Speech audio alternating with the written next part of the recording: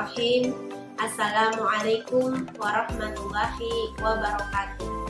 Saya Carmila P. Ramadhan dari Universitas Muhammadiyah Lub, Fakultas Agama Islam, Prodi Pendidikan Islam Anak Usia Dini. Alhamdulillah, saat ini saya diamanahkan sebagai pengampu mata kuliah pembelajaran literasi dan bahasa anak usia dini.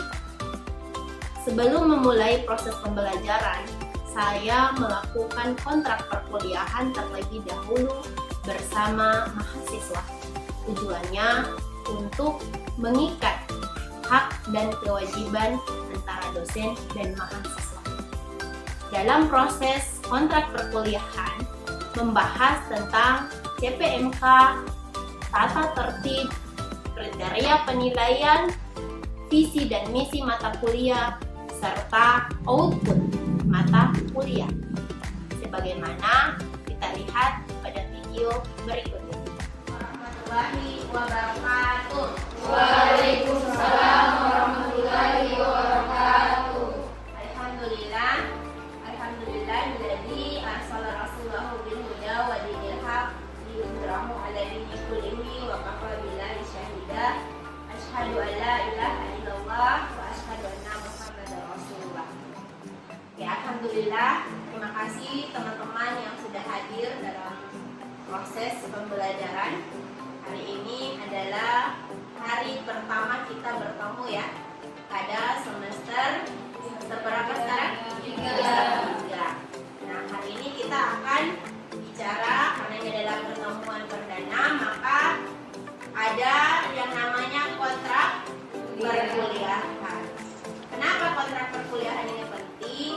Ini sebagai pengikat bagi kita antara dosen dan mahasiswa, sehingganya ketika pada proses pembelajaran ada hak dan kewajiban masing-masing sudah mengerti.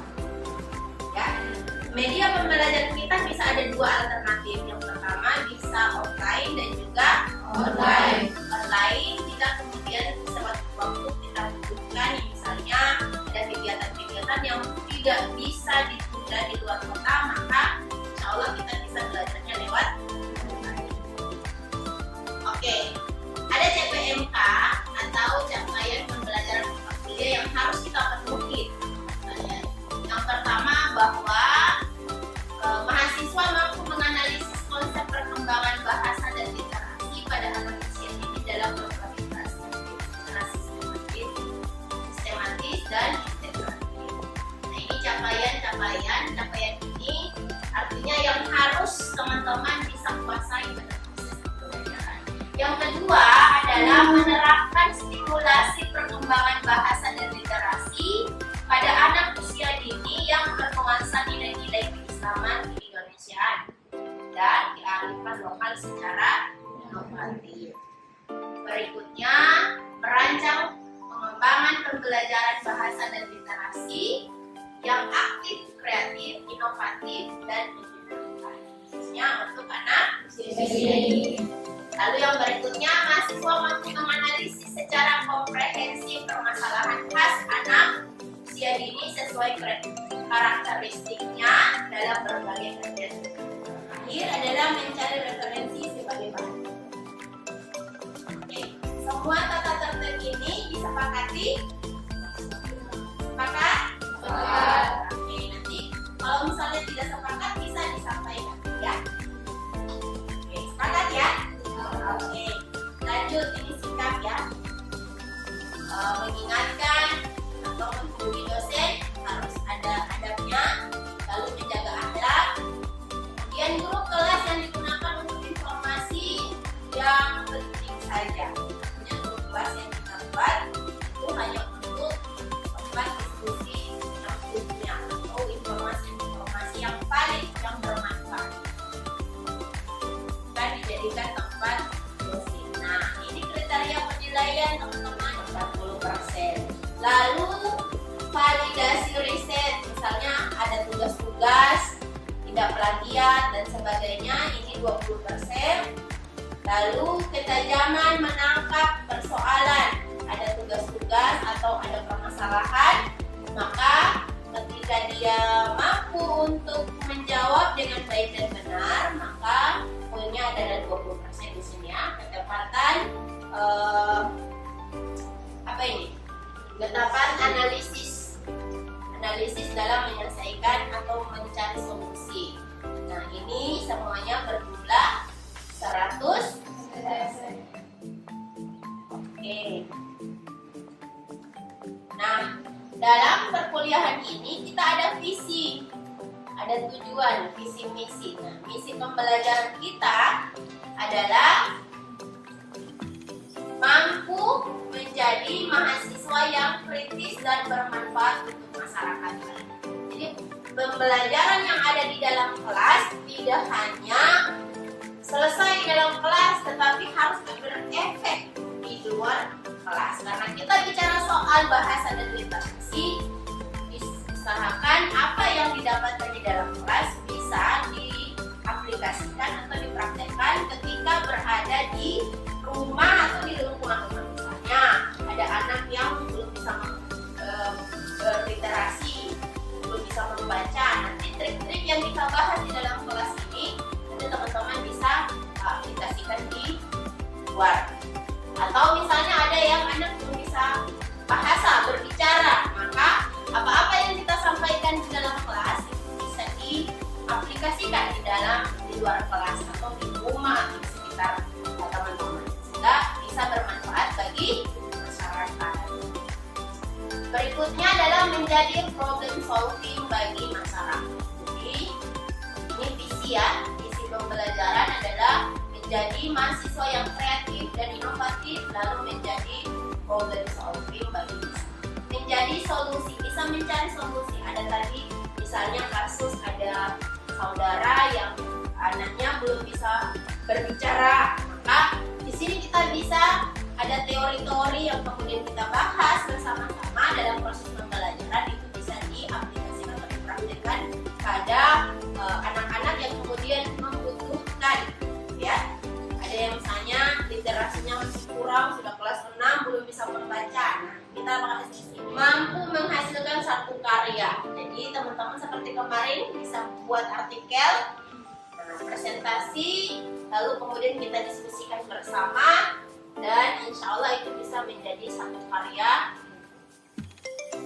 Ada yang sampai sini, ada yang mau dikomentari? Silahkan. Fitri? Aman? Ada yang bermasalah pada penulisan artikel? Silahkan dia apa? Ada? Aman ya? Aman? Betulan? Oke. Nanti kalau tidak, misalnya ada masalah ya tidak apa-apa, nanti dikomunikasikan. Jadi tidak harus misalnya saya tidak mampu untuk membuat artikel, saya bisanya buat apa, praktek apa dan menghasilkan sesuatu. Yang penting pada intinya adalah menghasilkan karya supaya apa yang kita dapatkan di dalam perkuliahan itu bisa berefek pada kehidupan selanjutnya atau misalnya berefek pada masyarakat. Yang berikutnya, ini yang paling penting, kita buat seminar atau webinar nasional. Proses di penerbit. Jadi artikel yang kamu kirim kemarin yang sudah diperiksa plagiat itu nanti insya Allah jadi satu buku, namanya book chapter. Dan itu nanti kamu bawa ke kampung, kasih lihat sama orang tua, mama saya kuliah dapat buku ini, nama aku dapat tulis di buku yang paling depan lagi. Itu jadi kebanggaan kan? Iya. Jadi bukan sia-sia kamu tulisan, karya-karya yang kamu buat tidak jadi sampah. Jadi insya Allah nanti kita akan bukukan jadi satu karya. Nanti itu jadi kebanggaan kalau sudah menikah nanti. Saya lihat anak-anak ini mama dulu waktu kuliah. Mama pernah mata tulis paling depan lagi mama pernah masih. Nanti seperti itu. Jadi tidak ada yang sia-sia. Nah, insya Allah kita seperti itu lagi ya. Oke, satu pokok pembahasan di dalam RPS.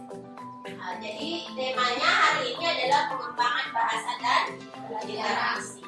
Jadi yang pertama yang kita akan bahas adalah konsep dasar bahasa ya. Konsep dasar bahasa. Jadi yang pertama adalah pengertian bahasa menurut para ahli. Nah, Algeo Algeo. Ini orang mana Algeo ini? Orang agama. Ini adalah seorang ahli yang mengatakan bahwa kita berkomunikasi menggunakan apa? Pada umumnya menggunakan alat indera apa?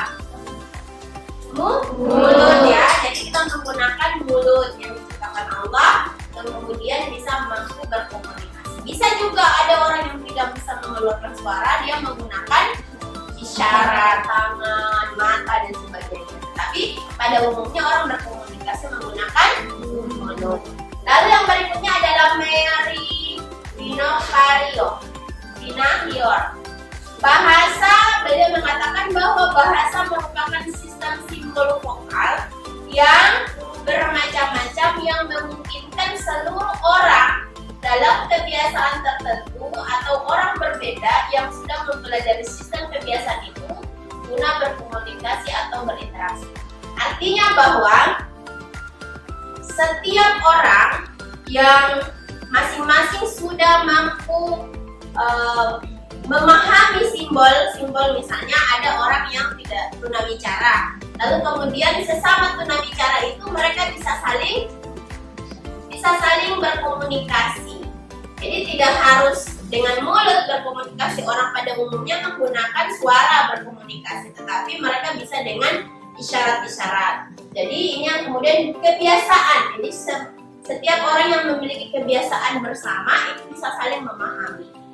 Misalnya ada anak yang tadi tunawicara, lalu kemudian ketika dia berbahasa sama orang lain, sama teman sesamanya yang sudah memiliki kebiasaan yang sama, sudah berinteraksi bersama-sama, maka dia akan mampu memahami komunikasi yang ada. Itu ya. Berikutnya adalah Plato ya. Plato memberikan pengertian bahwa bahasa adalah pernyataan yang terdapat pada benak seseorang dengan menggunakan perantara ucapan atau remata. Jadi ucapan serta anomata atau nama benda atau sesuatu yang merupakan gambaran ide seseorang dalam arus udara dengan melewati media yang mulut. Jadi kita menggunakan media apa? Mulut ketika berbicara.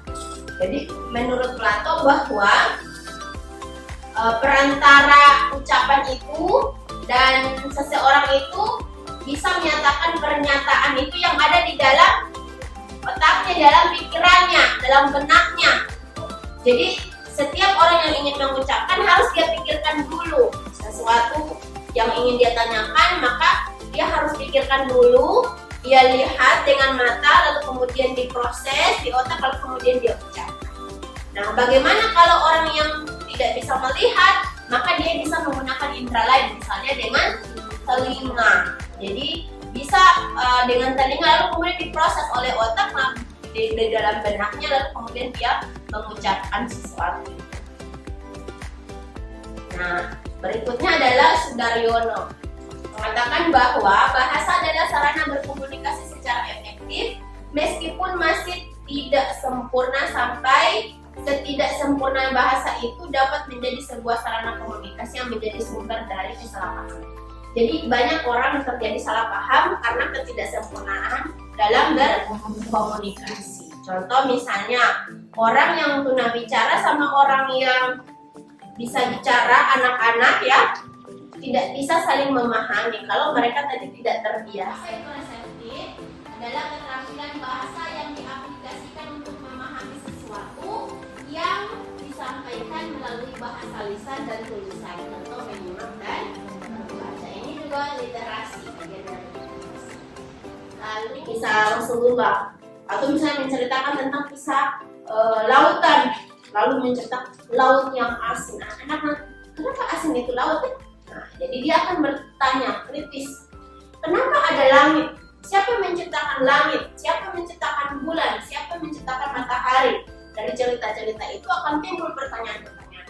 Pertanyaan-pertanyaan pada anak itu bukan dia artinya suka sok tahu atau dia ingin memuji, tetapi justru di situ dia sedang berpikir. Seseorang yang bertanya artinya dia sedang berpikir. Kalau ada anak banyak bertanya, jangan dimarahi, tetapi dijawab. menjawab. Kalau tidak tahu jawabannya ya diam, cari di Google, cari di YouTube, cari referensi. Tapi jangan sampai salah untuk menyampaikan. Contoh misalnya salah menyampaikan. Ketika ada anak yang bertanya, kakak misalnya, ibu guru, misalnya ini ibu guru ya, calon ibu guru. Ada yang calon dokter sini? Tidak ada ya? Calon ibu guru. Kak, ibu guru, kenapa pelangi warna-warni? Nah, kalau tidak tahu jawabannya, biasanya orang tua bilang apa? Apa yang biasa kalau kamu dengar dulu kalau pelangi itu kenapa warna-warni? Ada bidadari turun ya, mandi gitu. Dan itu sampai sekarang tertanam di banyak teman-teman sekalian bahwa yang pelangi itu timbul karena ada bidadari yang sedang mandi di ujung laut sana. Dan selendangnya tertinggal. Baru ada pemuda desa dan ternyata hayalan cerita. Apa yang benar? Padahal itu fenomena alam yang kemudian terjadi. Sini ada hujan, di sebelah ada matahari, lalu kemudian pantulannya dan berbentuklah pelangi. Itu bisa secara fisika kita jelaskan kepada anak. Jadi jangan supaya cepat selesai pertanyaannya dijawab asal-asalan, jangan, karena apa yang kita sampaikan itu adalah pengetahuan bagi anak. Jadi jangan menjawab sesuatu itu asal-asalan, harus tahu dulu kebenarannya. Karena setiap yang kita sampaikan itu adalah pengetahuan bagi anak. Contoh misalnya lagi, anak bertanya, kenapa air laut asin? Biasanya apa ya kalau dijawab? Ada yang biasa sering mendengar orang tua menceritakan kisah air laut jadi asin. Iya, katanya ada kapal yang muat garam, lalu kemudian tenggelam dan terjadilah asin. Padahal logikanya garam itu dari mana? Dari laut. Kenapa jadi garam jadi menyebabkan asinnya laut? Dan bayangkan sebesar luas samudra ini berapa bumi ini terdiri dari laut dan kemudian berapa ton garam yang tenggelam. Cerita mitos. Dan itu jangan sampai kemudian kita sampaikan, putuskan satu generasi informasi itu, putuskan, jangan sampai lagi kita sampaikan kepada anak-anak kita, kepada adik-adik kita, kepada orang-orang di sekitar kita. Kalau teman-teman mendengarkan cerita seperti itu langsung dibenarkan. Bukan, terjadinya asin pada air laut disebabkan karena ada penguapan dan diceritakan secara fisika. Kalau tidak tahu, lihat di Google, lihat di YouTube, baca di artikel-artikel. Jadi jangan asal-asalan menjawab, karena setiap yang kita sampaikan, jawaban yang kita sampaikan itu adalah pengetahuan bagi anak. Bismillahirrahmanirrahim. Assalamualaikum warahmatullahi wabarakatuh. Waalaikumsalam warahmatullahi wabarakatuh. Perkenalkan, nama saya Fitriani. Di sini saya akan bertanya mengenai bagaimana cara mengatasi perkembangan kognitif dan bahasa pada anak yang kurang berkembang. Terima kasih. Oke, kurang berkembangnya contoh seperti apa? Cara berbahasa itu kurang. Oh, yang seperti tadi yang oke. Ada lagi? Satu orang lagi. Ya, silakan. Assalamualaikum warahmatullahi wabarakatuh. Waalaikumsalam warahmatullahi wabarakatuh. Perkenalkan, nama saya Nada Alasi. Saya ingin bertanya, apakah dalam mengajarkan bahasa pada anak itu hanya dengan metode bercerita atau ada metode atau cara-cara yang lain? Oke. Apakah mengajarkan bahasa itu hanya dengan metode bercerita? Oke. Yang pertama, bagaimana cara meningkatkan kognitif bahasa pada anak gitu. Jadi yang pertama yang dilakukan tadi, sampaikan bahasa yang benar, jangan dicadel-cadelkan. Kalau minum bilang minum, jangan num. Kalau makan bilang makan, jangan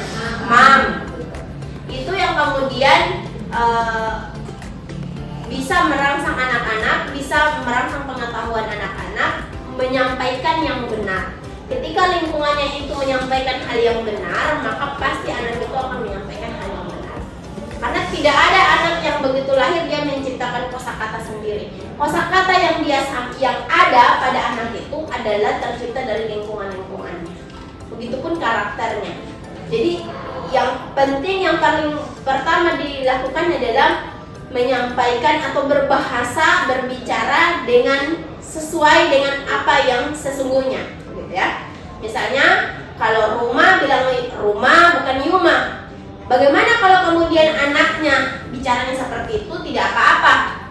Anaknya memang karena mungkin ada alat bicaranya dalam misalnya lidahnya masih kurang belum sempurna dan sebagainya, itu bisa mengakibatkan kata-kata yang keluar itu masih belum sempurna. Maka perlu untuk tetap kita menyampaikan makan, minum begitu. Rumah, apalagi sekolah. Ada yang bilang di sini cek ya, gitu ya. Jadi sampaikan yang benar itu untuk menumbuhkan rasa atau kognitif bahasa anak. Lalu apalagi? Misalnya dengan cara menjawab pertanyaan anak dengan baik dan benar. Tadi misalnya ketika dia bertanya kenapa air laut asin, maka harus dijawab dengan ilmiah. Jadi harus dijawab bahwa itu terjadi penguapan dan sebagainya dari gunung, ada hujan, lalu kemudian hujan mengalir dan kemudian berakhir pada air laut, di laut, lalu kemudian terjadi penguapan dan itu yang menyebabkan asin dan sebagainya. Jadi diceritakan sesuai dengan fakta ilmiah, bukan mengada-ngada cerita. Contoh seperti ada kapal yang muat garam tenggelam lalu kemudian air lautnya jadi asin, itu mitos ya. Itu tidak benar. Maka harus menyampaikan sesuatu itu dengan benar karena tadi setiap yang kita sampaikan adalah pengetahuan bagi anak. Oke, pas ya? Oke. Tadi yang kedua, apakah kemudian mengajarkan bahasa itu hanya lewat bercerita? Nah, kira-kira ada? Contohnya apa? Iya, menyanyi, apa lagi? Berhitung, apa lagi? Ya, banyak konsep lain yang kemudian kita bisa lakukan. Contoh bernyanyi, jadi tidak hanya bercerita. Ada anak yang tidak suka bercerita, maka jangan seragamkan anak. Kalau teman-teman sudah jadi guru, harus bisa mengklasifikasikan anak. Oh, ini anak tipenya dia tidak bisa diam, maka apa yang harus dilakukan? Gitu. Harus bisa mendiagnosa anak, gitu ya. Harus bisa menyampaikan sesuatu materi itu sesuai dengan kemampuan anak atau keinginan anak kalau di TK. Jadi jangan anak yang aktif, yang hiperaktif, yang suka lari-lari, loncat-loncat, lalu teman-teman ajak sini, duduk yang rapi ya, diam ya, anak soleh, pasti dia tidak akan mau belajar. Yakin dan percaya dia tidak akan mau belajar. Kalaupun dia ada duduk di situ, dia tidak fokus karena itu bukan keinginannya, itu bukan gayanya. Jadi bagaimana caranya mengajarkan dia bahasa atau misalnya berliterasi, menulis, membaca? Diajarkan dengan cara beraktivitas. Contoh misalnya, ambil gambar, ambil kertas, karton, lalu kemudian tulis jeruk, apel, apalagi mangga, buah-buahan, lalu kemudian disuruh tempel dia. Mana huruf A? Oh, ya. Kalau A apa yang ditempel? Apel, begitu dia bawa apel. Artinya dia butuh gerakan. Nah, itu anak-anak yang aktif. Ada anak-anak yang tidak suka bergerak, bahkan ketika datang di sekolah diam terus. Nah, itu mungkin anak-anak yang butuh tadi kumpul lalu bercerita dengan ekspresi. Kalau anak-anak yang suka gerak, dia tidak mau bercerita, bisa saja dia tidak mau mendengarkan cerita. Mungkin dengan nyanyian sambil nari-nari, sambil bergoyang-goyang misalnya. Itu bisa metode, jadi tidak hanya bercerita, bisa tadi bernyanyi. Lalu kemudian dengan gerakan-gerakan misalnya menempel. Lalu misalnya menempel apel, ini apa? Apel. Ada yang bisa apel, bukan apel gitu. Coba bilang apel gitu. Jadi anak-anak bisa, oh ternyata bukan apel seperti mama kasih tahu di rumah. Mamanya biasanya di rumah bilang apel karena dia ikut-ikut kan. Nah, harusnya anaknya ini mendapatkan informasi yang baik. Jadi gurunya jangan ikut-ikut juga, cader-caderan begitu. Bilang apa lagi? Ular. Oh, itu uyai itu. Harus bilang ular gitu. Harus ular. Jadi jangan ikut-ikutan kata-kata seperti anak. Karena kapan kita mengikuti dia, itu adalah sebuah pembenaran bagi dia, dan itu akan dia sampaikan kepada teman-temannya. Misalnya dia caranya bercerita begitu, dan kalau ada anak yang berbeda dengan dia menjadi minder. Saya sudah 5 tahun bicaranya masih cadel, masih yuma, masih apa lagi, ulal, masih apa lagi biasanya disebut suka-suka dicadel-cadelin apa? Makan, minum. Lalu kemudian ada anak yang fasih bicaranya, pasti dia akan menjadi minder dan dia akan merasa tidak pantas untuk berteman dengan teman yang bahasanya bagus, yang mudah dimengerti. Dan pasti temannya itu tidak mau berteman dengan dia. Kenapa? Karena dia tidak paham dengan bahasanya. Maka tadi bahasa adalah komunikasi. Oke, sampai sini ada lagi? Satu orang lagi ada yang mau bertanya? Ada? Tidak? Pas ya? Oke. Jadi pada intinya kita dapat simpulkan bahwa teman-teman ini calon apa? Guru. Calon guru apa? Dan tidak mesti juga jadi guru karena mungkin Allah akan menakdirkan yang lain.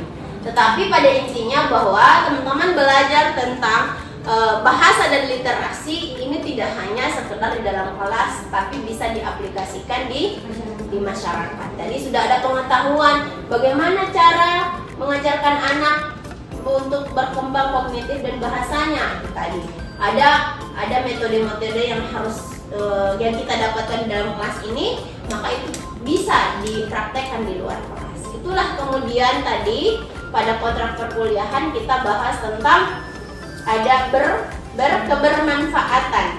kebermanfaatan pada mata kuliah ini. Jadi tidak sekedar mata kuliah lalu pada akhirnya dapat nilai A sudah selesai. Bukan itu. Nilai itu gampang tinggal ditulis. Tapi yang paling penting bagaimana pemahaman teman-teman terhadap mata kuliah ini.